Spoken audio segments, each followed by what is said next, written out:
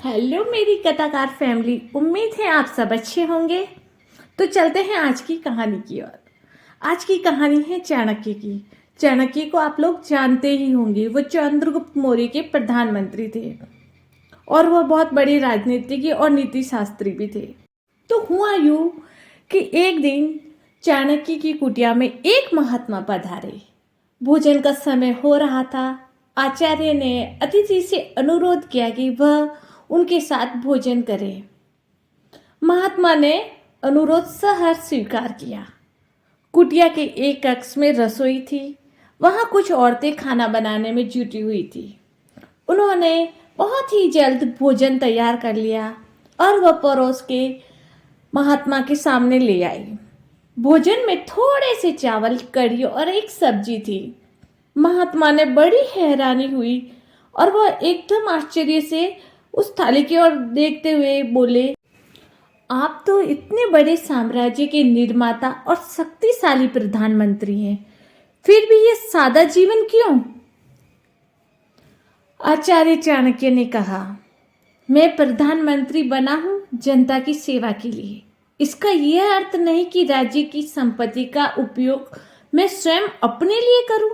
ये कुटिया तो मैंने अपने हाथों से बनाई है। महात्मा पूछ बैठे, आप अपनी आजीविका के लिए भी कुछ करते हैं?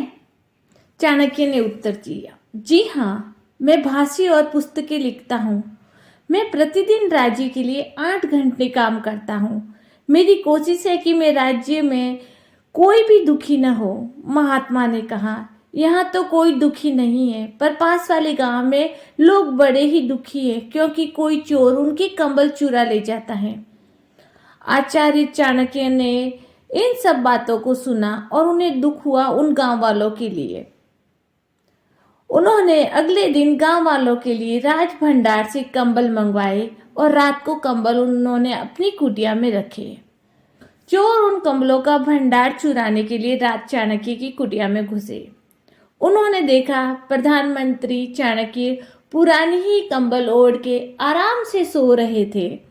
उनके पास नई कंबलों का ढेर लगा हुआ था, लेकिन उन्होंने वह कंबल नहीं ओढ़ी। उन्होंने वही अपनी पुरानी कंबल ओढ़ रखी थी। ये सब देख के चोर को बड़ा आश्चर्य हुआ कि इनके पास इतना कंबलों का भंडार है, फिर भी वो ऐसे सो रहे हैं। चोर को अपनी कार्य पर पछतावा हुआ और प्रधानमंत्री के स्वार्थहीनता को देख उसको बड़ा आश्चर्य हो रहा था। अगले दिन जब गांव वाले जागे तो उनके कंबल उनके दरवाजे के बाहर पड़े मिले। इस घटना के बाद चोर ने हमेशा के लिए चोरी छोड़ दी। ये उन दिनों की बात है जब यवन सेना विश्व विजय के उद्देश्य से भारत की ओर निरंतर आगे बढ़ती जा रही थी।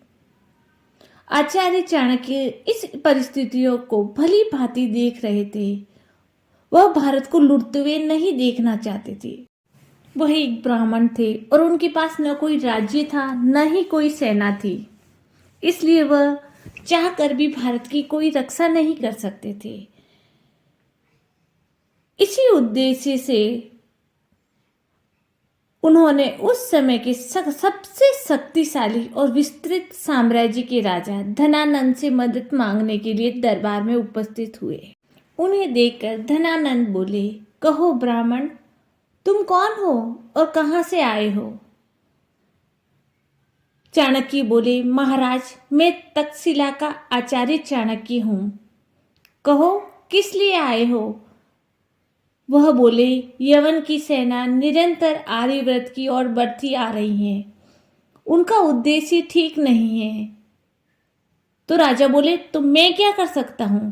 महाराज, आपके पास विशाल सेना है, आप उनका सामना कर सकते हैं।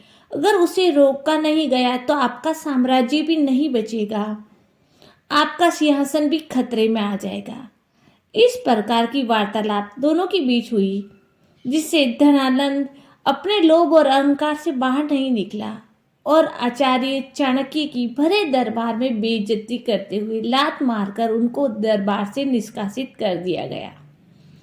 इस प्रहार से आचार्य जमीन पर गिरे और उनकी शिखा खुल गई। उस खुली शिखा को देखते हुए उन्होंने भरी सभा में संकल्प लिया, यह सीखा मैं तब तक नहीं बांधूंगा जब तक मगध साम्राज्य की गद्दी पर कोई योगी राजा न बिठा दूं। और ऐसा ही हुआ। उन्होंने कठिन परिश्रम और योग्यता से बेहद छोटे से आदिवासी लड़के चंद्रगुप्त को योग्य बनाकर चंद्रगुप्त मौर्य के रूप में स्थापित कर दिया। तो आपको आज की हमारी ये कहानी कैसी लगी?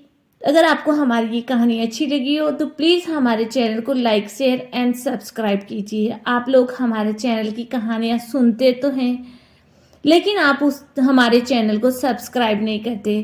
तो आपसे रिक्वेस्ट है कि प्लीज़ आप हमारे चैनल को सब्सक्राइब कीजिए। और ऐतिहासिक और पौराणिक कहानियाँ सुनने के लिए आपका बहुत बहुत धन्यवाद।